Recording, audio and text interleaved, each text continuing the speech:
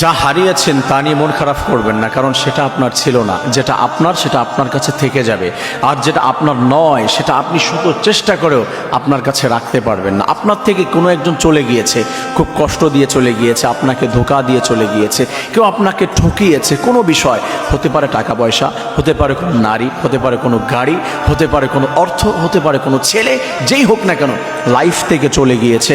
আপনি আলহামদুলিল্লাহ পড়ে চলে আসুন, আপনি সরে থাকুন সেখান থেকে। যদি আপনার থাকতো তাহলে আপনার কাছে থেকে যেত, আর যদি আপনার হয় অবশ্যই ফিরে আসবে। মন খারাপের কিছু নাই, 100% আজকে হোক আর কালকে হোক আপনার কাছে আসবেই।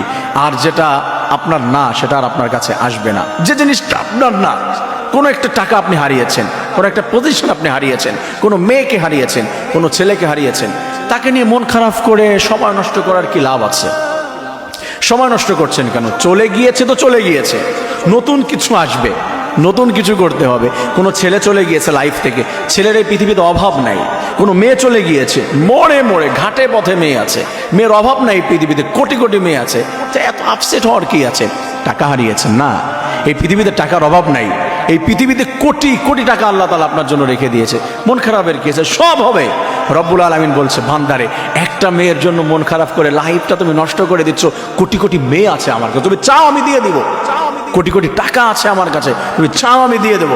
রব্বুল আলামিন বলে, কিছু হারিয়ে যাওয়ার পরে বান্দা বলবে, আল্লাযীনা ইযা আসাবাতহুম মুসিবা ক্বালু ইন্না লিল্লাহি ওয়া ইন্না ইলাইহি রাজিউন।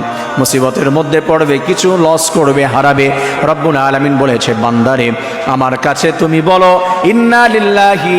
যে বান্দা মুসিবতে পড়ে বলবে ইন্না লিল্লাহি, নিশ্চয়ই সব আল্লাহর জন্য, ওয়া ইন্না ইলাইহি রাজিউন, সব তার দিকে প্রত্যাবর্তিত, সব তার দিকে ফিরে যাবে।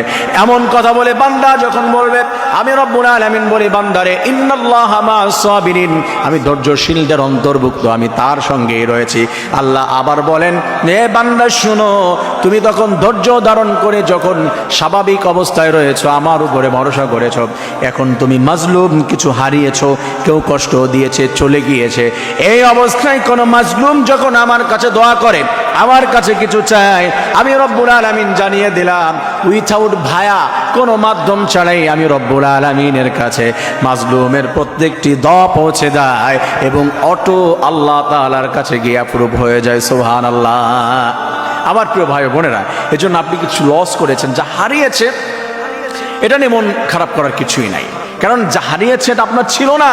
যদি থাকতো, যদি থাকে আবার আসবে, আর যদি না হয় আসবে না।